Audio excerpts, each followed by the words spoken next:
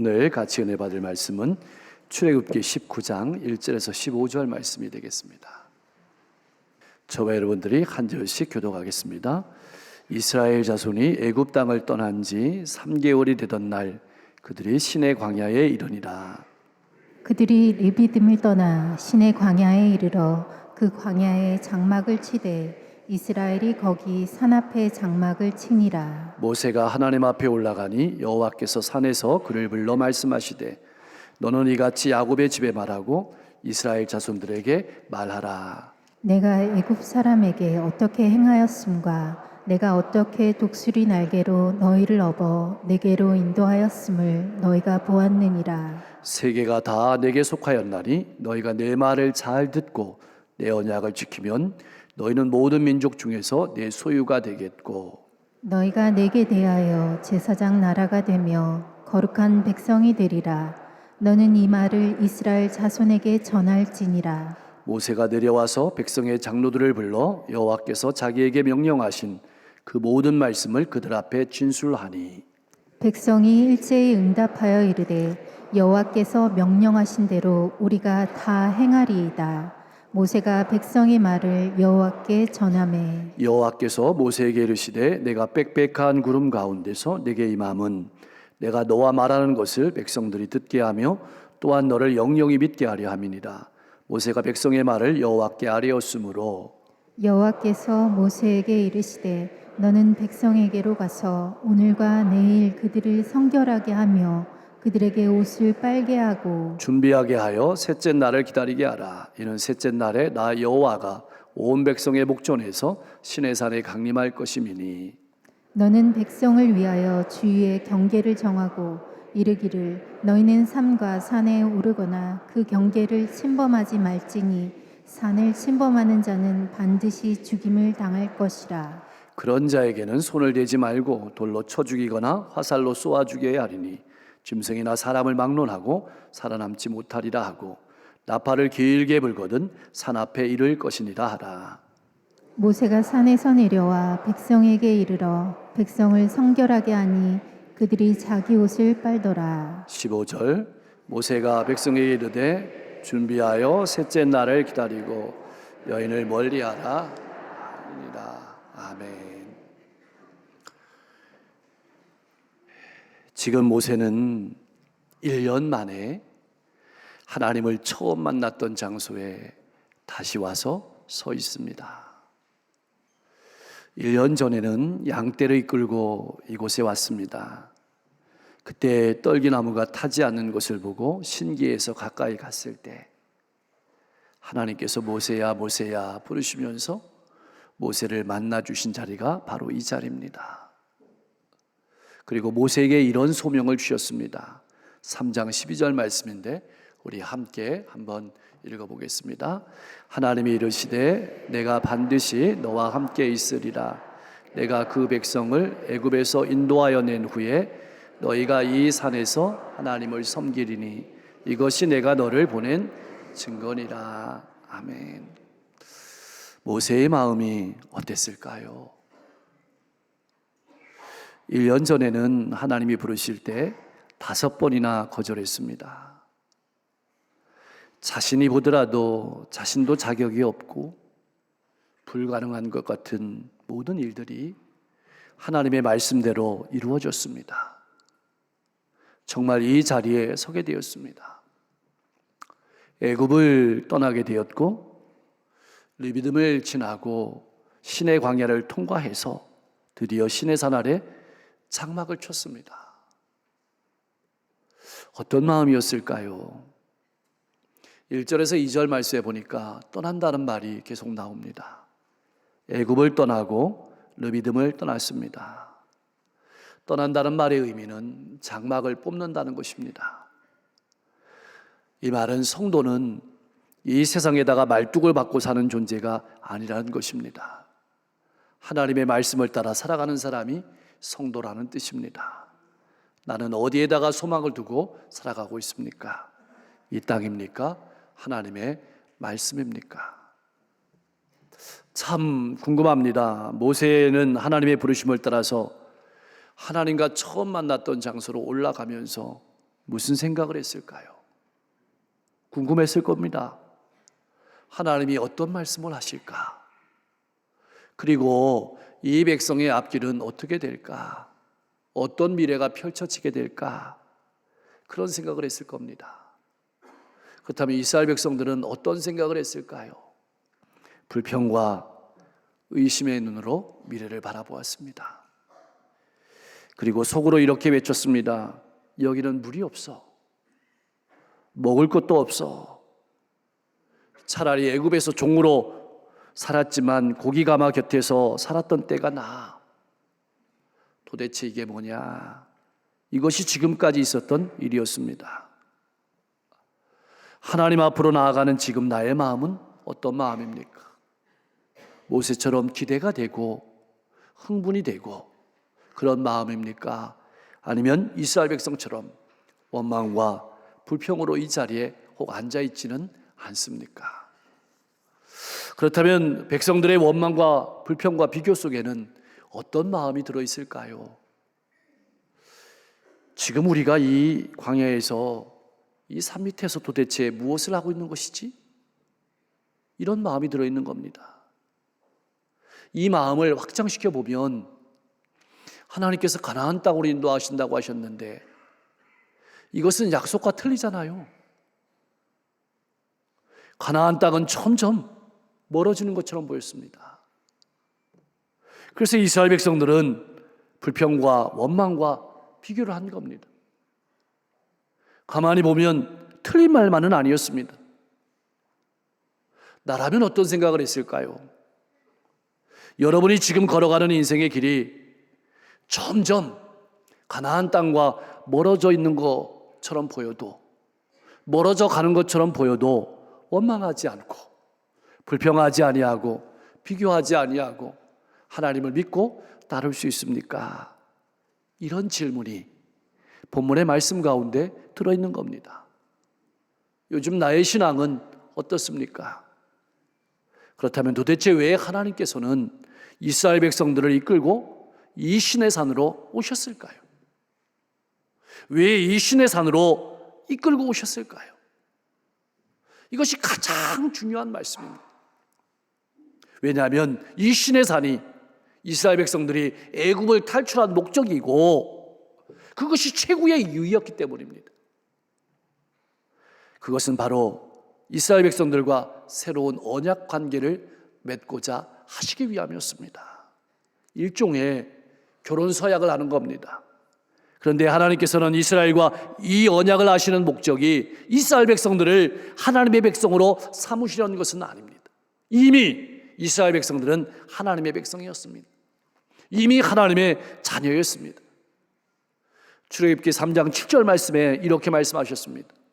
여호와께서 이르시되 내가 애굽에 있는 내 백성의 고통을 분명히 보고, 이 자리에 오기 전에도 이미 이스라엘 백성들은 하나님의 백성이었습니다. 출애굽기 4장 22절 말씀에는 하나님께서 이렇게 말씀하셨습니다. 너는 바로에게 이르기를 여호와의 말씀에 이스라엘은 내 아들이라, 내 장자라. 이미 이스라엘 백성들은 하나님의 백성이었습니다. 오늘 이 자리에 불러서 하나님이 언약을 하시려는 목적은 이스라엘 백성들과 하나님이 더 친밀한 관계를 맺기 위함이었습니다. 하나님의 백성으로 더 역동적인 삶을 살아가게 하시려고 하기 위함이었습니다. 어떤 것이 역동적인 삶일까요? 이스라엘 백성들의 정체성이 무엇인지, 이스라엘 백성들의 특권이 무엇인지, 이스라엘 백성들의 소명이 무엇인지, 그리고 그것을 안다면 어떠한 삶을 살아가야 되는지를 말씀하시려고 이 신의 산으로 부르신 겁니다. 내 눈으로 볼 때는 돌아가는 것 같고, 내 눈으로 바라볼 때는 잘못된 길을 걸어가는 것처럼 보일지라도 하나님께서는 최고의 복을 주시기 위해서 이스라엘 백성들을 신의 산으로 이끄셨습니다. 나는 어떻습니까? 내가 믿는 하나님은 이렇게 최고의 복을 주시는 하나님이심을 믿고 살아가고 있습니까? 아니면 믿지 못하고 원망과 불평과 비교 속에 인생을 허비하고 있는 것은 아닙니까? 모세를 산으로 부르신 하나님께서는 야곱의 집에 말하고 이스라엘 백성들에게 말하라고 명령하십니다. 여러분, 야곱의 집이란 말은 별칭입니다. 이스라엘을 부르는 별칭이 야곱의 집입니다. 여러분, 가만히 생각해 보십시오. 야곱이 어떤 사람입니까? 야곱이 그 옛날에 형 에서의 위협을 피해서 홀홀 단신 빈털터리로 도망가던 사람이었습니다. 나이 70이 넘도록 가정도 이루지 못했고 재산도 얻지 못했고 명예도 얻지 못하고 더군다나 앞길이 보이지 않는 그런 존재가 야곱이었습니다. 그런데 그런 야곱의 인생 가운데 하나님이 하늘의 문을 여시고 찾아오셨습니다. 만나 주셨습니다. 하나님의 말씀으로 그에게 입혀 주셨습니다. 그래서 야곱은 베델에서 하나님을 만난 이후에 힘을 얻어서 자기의 인생의 길을 걸어갔고 20년 외삼촌의 집에서 험한 인생을 살았지만 돌아올 때는 풍성함으로 돌아올 수 있도록 하나님께서 인도해 주셨습니다. 여러분, 오늘 이 말씀을 왜 하시는 것일까요? 도대체 하나님은 이스라엘 백성들에게 무슨 말씀을 하고 싶으신 것일까요? 지금의 초라함만 바라보지 말고, 눈앞의 것만 바라보지 말고 하나님이 역사하실 미래를 바라보고 앞으로 나아가라는 그 말씀을 하고 싶으신 겁니다. 사랑하는 성도 여러분, 나는 어떻습니까? 눈앞의 초라함만 바라보고 살아가는 인생은 아닙니까? 하나님께서 역사하실 미래를 바라보면서 기대하며 기도하며 살아가는 여러분과 제가 될 수 있기를 소망합니다. 말하라라는 말은 반드시 그렇게 말씀하라는 것입니다. 무엇을 말하는 것일까요? 하나님이 어떤 분이신지, 하나님의 뜻이 무엇인지 자세히 이르라는 뜻입니다. 여러분, 영적인 교사 되시는 교사 선생님들과 인도자님들은 이 말씀을 깊이 생각하십시오. 자, 모세를 부르신 하나님께서는 4절과 6절 말씀에서 새로운 관계로 나아가기 이전에 사랑의 고백을 하시는 겁니다. 어떤 사랑의 고백일까요? 지금까지 되었던 일들을 말하시는 겁니다. 내가 너희를 먼저 종살이하던 애굽에서 구원해내지 않았느냐? 그리고 홍해를 건너고 광야의 길을 걷는 동안에 물을 주었고 먹을 것을 주었고 그리고 적들을 물리쳐 주셨습니다. 그 은혜를 말씀하시는 겁니다. 그것은 분명히 하나님의 강력한 구원의 역사였습니다. 이집트에서는 10가지 재앙을 통해서 하나님의 구원하심을 경험하게 하였고, 홍해를 건너면서 하나님의 놀라운 축복과 역사를 바라보았고, 광야의 길을 걸으면서 하나님이 지키시고 인도하시고 먹이시는 것을 체험했습니다. 그리고 이제는 하나님이 어떤 분이신지 말씀하시려고 하는 겁니다. 이제 하나님과 맺는 약속은 이러한 하나님의 은혜와 사랑을 체험한 경험한 하나님의 백성과 맺어지는 약속인 겁니다. 내게로 인도하였다는 말은 바로 이러한 하나님의 놀라운 사랑과 은총 가운데로 이끄셨다는 말입니다. 그러므로 이스라엘은 구원의 은혜를 경험한 백성으로서 하나님의 말씀에 감격해서 기쁨으로 응답해야 된다는 뜻입니다. 여러분, 가장 중요한 말씀은 5절과 6절 말씀입니다. 이 말씀을 4절의 관점에서 바라보면 이런 얘기입니다. 이미 내가 너를 위해서 이러한 일들을 행했다. 너를 택했고 너를 구별하였고 너를 위해서 구원을 행하였고 너를 지키고 인도하고 보호하여 이곳까지 인도했다. 그러니 이제는 내가 주는 말씀 안에서 자유를 누려라. 이미 내가 너희를 위해서 예수 그리스도를 너희에게 보내주었다. 십자가에서 예수 그리스도를 죽게 하심으로 너에게 구원의 길을 열어주셨다. 이제는 예수 그리스도 안에서 하나님이 주시는 축복의 말씀을 누리라. 그런 의미 아닐까요? 5절은 조건으로 시작합니다. 만약 이스라엘 백성들이 하나님이 주신 말씀을 듣고 성실히 지킨다면 그들은 하나님의 소유가 되고 하나님의 지상 나라가 되고 하나님의 거룩한 백성이 될 것이라는 말씀입니다. 여기서 듣는다는 말은 귀로만 듣는다는 뜻이 아닙니다. 그 말씀을 마음으로 새기고 그 말씀을 묵상하고 그 말씀을 이해하고 그 말씀에 순종한다는 뜻입니다. 그러니까 하나님의 말씀을 귀로만 듣지 말고 온전히 이해하고 마음에 새기고 그 말씀을 반드시 삶으로 살아내라는 뜻이 이 말씀 가운데 들어있는 겁니다. 나는 어떻습니까? 혹 귀로만 듣고 끝나는 신앙생활은 아닙니까? 예배당만 나가면 달라지는 인생은 아닙니까? 여기서 우리가 집중해서 보아야 할 것은 하나님은 결코 강제로 시키시는 분이 아니라는 것입니다. 기쁨으로 순종하기를 원하시는 겁니다. 이스라엘 백성들이 기쁨으로 말씀을 지키면 하나님의 거룩한 백성이 된 새로운 정체성을 갖게 되리라는 말씀인 겁니다. 어떤 정체성일까요? 제일 먼저는 내 소유가 된다고 하십니다. 여기서 소유란 말은 가장 아끼는 값비싼 소유물이란 뜻입니다. 하나님이 가장 아끼시는 아주 귀한 존재가 된다는 뜻입니다. 하나님께서는 이스라엘 백성들을 그 어느 민족보다도 귀하게 여기셨습니다. 하나님께서는 그 어느 사람보다 여러분을 귀한 백성으로 여기시는 것입니다. 이 말씀은 이스라엘 백성들이 높은 지위에 오른다는 뜻이 결코 아닙니다. 이 말씀은 하나님과 가장 가까운 관계가 된다는 것입니다. 하나님과 가장 특별한 관계가 된다는 것입니다. 이것이 소유된다는 뜻의 말씀입니다. 우리가 얼마나 볼품없습니까? 그런데 그리스도 예수 안에서 하나님께서 우리를 가장 귀한 존재로 여기신다는 것입니다. 이것이 내 소유란 말의 의미인 겁니다. 우리에게 은혜를 베푸셨고 우리에게 사랑을 베푸셨고 우리를 지켜서 인도하셔서 이 자리에 앉혀주시고 말을 듣고 지키면 이러한 존재가 된다. 두 번째로는 제사장 나라가 된다고 말씀하십니다. 이 말씀은 이스라엘과 세계 열방의 관계를 나타내는 말입니다. 이스라엘의 사명 선언문과도 같은 것입니다. 왜 이스라엘을 먼저 택하시고 제사장 나라로 삼아 주셨습니까? 이스라엘을 통해서 하나님이 어떤 분이신지를 세계 열방 가운데 보여주고 그들로 구원을 얻게 하기 위해서 택하신 겁니다. 이것이 제사장 나라입니다. 여러분, 제사장이 어떤 사람입니까? 하나님을 잘 섬기는 사람입니다. 그리고 많은 사람들을 하나님께로 이끌기 위해서 특별히 부름받은 사람이 제사장입니다. 특별한 삶을 살도록 부름받은 겁니다.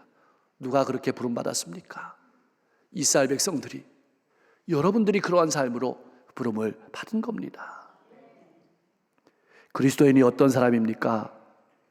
바로 하나님을 잘 섬겨야 되는 사람입니다.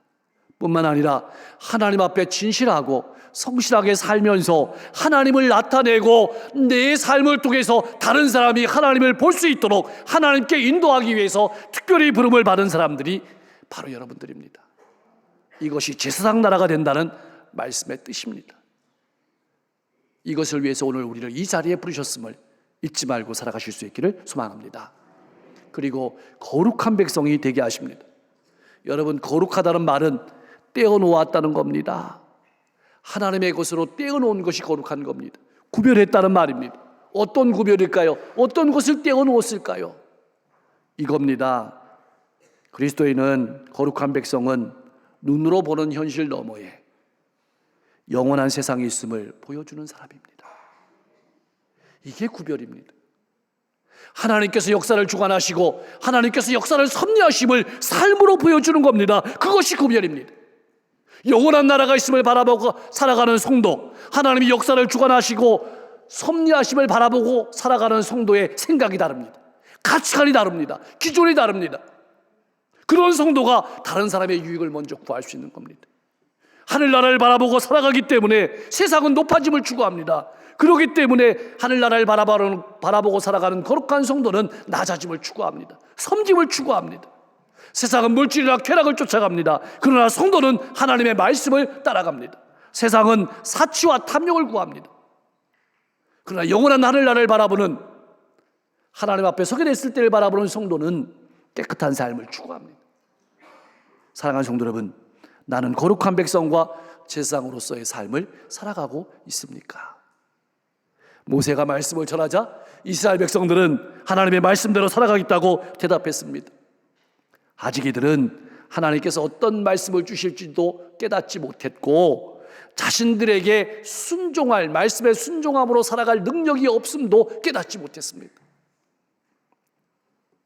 그렇지만 앞으로 그들은 하나님께서 말씀을 통해서 그들을 순종의 사람으로 이끌어갈 것을 체험하게 될 것입니다. 우리도 하나님께서 말씀으로 감동하셔서 순종의 사람으로 이끌어 가심을 체험하게 될 것입니다. 그것이 신앙생활입니다. 자, 이 말씀을 이렇게 뒤집어 보면 왜 우리의 신앙생활이 소극적인 것일까요? 내 힘으로 하려고 하기 때문은 아닐까요? 신앙생활은 하나님이 주시는 힘으로 하는 겁니다.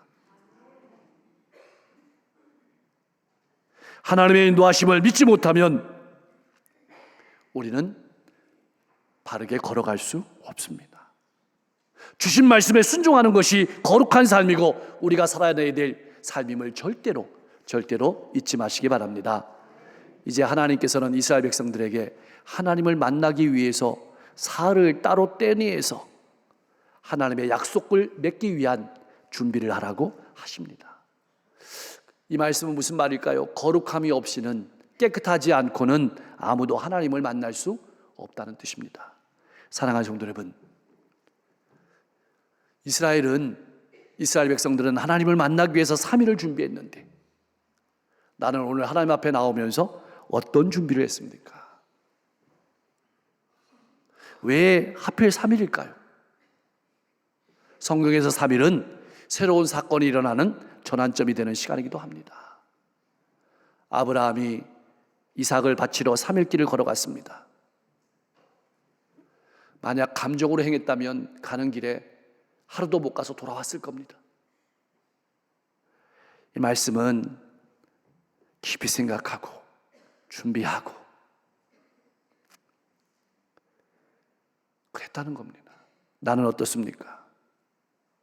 하나님께서 말씀을 통해서 내게 무엇을 요구하시는지 깊이 생각하며 신앙하고 있습니까? 그래서 신앙생활이란 하나님의 말씀을 받을 수 있는 상태를 유지하면서 기다리는 겁니다. 나는 그렇게 내 자신을 돌아보며 성찰하며 신앙생활하고 있습니까? 모세에게 하나님이 요구하시는 것은 3가지입니다. 먼저는 옷을 빨아야 했습니다. 이 말씀은 세탁하라는 말의 의미를 넘어섭니다. 이 말씀은 겉과 속을 깨끗이 하라는 말입니다. 오늘 주님이 오셔도 부끄러울 것이 없는 삶을 살아가고 있는지 점검하라는 뜻입니다. 오늘 하나님이 내 삶을 심판하셔도 부끄러울 것이 없는 삶을 살아가고 있는지 내 자신을 정결하는 얘기입니다. 나는 예수 그리스도로 옷을 입고 정결한 삶을 살아가고 있습니까? 세상의 가치관이 아니라 복음의 가치관을 가지고 살아가고 있습니까? 예전에 예수님을 믿었던 믿음의 선배들은 토요일 되면 주일을 바라보면서 목욕하며 준비했습니다. 목욕한 것이 중요한 것이 아니라 그 마음을 정돈했다는 것이죠. 나는 어떻습니까? 몸과 마음을 정결히 하고 하나님 만날 준비를 하면서 예배의 현장으로 나아가고 있습니까? 2번째로는 장소를 구별해야 되겠습니다. 말씀에 보니까 무시무시한 말씀이죠. 산에 올라오면 죽임을 당해야 됐습니다. 이 말씀은 무시무시한 말씀을 하려는 것이 아닙니다. 거룩한 하나님과 부패한 인간 사이에는 분명한 구별이 있다는 뜻입니다. 그런데 이제는 그 장막이 사라졌습니다. 예수님께서 십자가에서 보혈을 흘려주심으로 말미암아서 우리는 누구든지 그리스도 예수 안에서 보혈의 공로를 의지해서 하나님 앞에 나아갈 수 있는 길이 열리게 된 것입니다. 그래서 히브리서 10장 19절 20절 말씀에 히브리서 기자는 이렇게 이야기했습니다. 우리 같이 한번 읽어보겠습니다. 그러므로 형제들아 우리가 예수의 피를 힘입어 성소에 들어갈 담력을 얻었나니 그 길은 우리를 위하여 휘장 가운데로 열어놓으신 새로운 살 길이요 휘장은 곧 그의 육체니라. 아멘. 여러분, 몸과 마음을 깨끗하게 하고 장소를 구별하고 3번째로는 부부 관계를 금해했습니다. 왜 이런 말씀을 하셨을까요? 여러분, 부부 관계를 부정하시는 것이 아닙니다. 하나님 백성의 마음이 온전히 하나님께로 향하기를 원했던 겁니다. 하나님 앞에 정결하고 하나님 앞에 순수한 마음을 가지고 예배하기를 원했던 겁니다. 나는 어떻습니까? 이 마음을 가지고 하나님 앞에 나와봤습니까? 이 마음을 가지고 하나님 앞에 정결하고 순수한 삶을 살아가고 있습니까? 사랑하는 성도 여러분, 이제 이스라엘 백성들은 결혼 서약을 하기 위해서 신부의 옷을 입고 서약하러 가는 겁니다. 이게 오늘 말씀입니다. 그렇다면 우리의 신앙은, 우리의 존재는 어디에 도착해 있는 것일까요? 우리는 어디를 향해 가고 있는 것일까요? 왜 하나님께서는 일주일의 고단한 삶을 뒤로하고 우리를 이 자리로 부르셨을까요? 집에서 좀 자면 좋을 텐데. 그것은 바로 하나님의 말씀 속으로 부르신 겁니다. 성도는 말씀의 사람입니다. 눈을 따라 살아가는 사람이 아니라, 경험을 따라 살아가는 사람이 아니라, 자기의 지식을 따라 살아가는 사람이 아니라 하나님의 말씀을 따라 살아가는 사람으로 우리를 부르신 겁니다. 하나님의 소유로, 하나님께서 가장 아끼시는 보물로 우리를 부르셨습니다. 왜 부르셨을까요? 세상 나라가 되어서 열방을 하나님께로 인도하라고 부르신 겁니다. 어디에서요? 가정에서, 일터에서, 이웃 가운데서 하나님 앞에 정직하고 성실한 삶을 살아감으로 가족과 이웃을 구원하고 제사장과 거룩한 백성으로 우리를 부르셨다는 사실을 잊지 마시기 바랍니다. 그렇다면 우리는 어떠한 삶을 살아가야 될까요? 하나님의 소유된 제사장 나라로서, 거룩한 백성으로서 구별된 삶을 살아가야 합니다. 하나님의 말씀을 붙잡고 겸손하게 다른 사람을 섬기며 깨끗하고 성숙한 삶을 살아가십시오. 이제 우리는 하나님께서 예비하신 새로운 미래를 향해 나가야 합니다. 그러려면 반드시 신의 산에 와야 합니다. 날마다 왜 나를 이 자리로 부르셨을까를 깊이 생각하며 뜨겁게 기도하여 힘을 얻고 미래를 향해 힘차게 나아가는 여러분과 제가 될 수 있기를 주님의 이름으로 간절히 축복합니다. 기도하겠습니다. 당장 내 눈앞에 보이는 것이 없더라도 내 경험이나 지식이 아니라 하나님의 말씀에 소망을 두고 기도하며 살아가게 하여 주시옵소서. 하나님과 더 가까워지고 더 역동적인 하나님의 백성으로 살아가는 2024년이 되게 하옵소서. 놀라운 미래를 기대하며 살아가게 하시고 하나님의 소유로, 하나님의 제사장으로, 하나님의 거룩한 백성으로 구별된 삶을 가정과 일터와 이웃 가운데 살아가며 하나님을 나타내며 살아가게 하옵소서. 나의 성품도, 나의 가치관도 주님을 닮아가게 하시고 따라가게 하옵소서. 날마다 몸과 마음을 정결하게 하고 주님 앞에 나아가게 하시고 기쁨과 감동으로 예배하는 성도가 되게 하여 주시옵소서. 새로운 미래를 향해 힘차게 나아가는 복된 성도가 우리 교회가 될 수 있도록 역사하여 주옵소서. 123주년 기념주일입니다. 123주년 동안 함께 하신 하나님께 감사합니다. 우리 교회를 지켜주셨고 인도하셨고 풍성한 열매를 주셨습니다. 뿐만 아니라 믿음의 선배들의 수고와 기도와 헌신도 있었습니다. 우리가 하나님의 은혜와 사랑을 잊지 않고 믿음의 선배들의 수고와 기도와 땀방울을 잊지 않고 우리도 그 길을 묵묵히 따라가게 하여 주옵소서. 성숙한 성도가 되게 하시고 우리 모든 성도들의 가정이 행복한 가정이 되게 하시고 우리 교회가 복음의 선교적 사명을 감당하는 고난 공동체로서 건강한 교회로서 사명을 감당하게 하옵소서. 이 지역과 시대에 있는 비전교회들이 건강하게 세워질 수 있도록 역사해 주시고 지역에 있는 교회들이, 이 세계 열방의 교회들이 연합하고 협력하여서 하나님의 놀라운 역사를 이루어갈 수 있도록 인도해 주옵소서. 이 지역과 민족과 세계 열방을 이끌어가는 지도자들이 하나님을 두려워하는 정치, 상생하는 정치를 할 수 있도록 역사해 주시고 세계 곳곳에 어려움과 아픔이 있습니다. 평화가 정착되게 하시고 아픔과 고통에서 회복되게 하여 주옵소서. 육신의 질병을 가지고 나온 성도, 마음의 고통을 가지고 나온 성도, 인생의 문제를 가지고 나온 성도, 삶의 관계의 어려움을 가지고 나온 성도, 하나님께서 아시겠사오니 능력의 손으로 만져주셔서 질병을 깨끗하게 치료하여 주옵소서. 마음은 평안하게 하여 주시옵소서. 관계는 회복되게 하여 주시옵소서. 인생의 문제들은 녹아지게 하여 주시옵소서.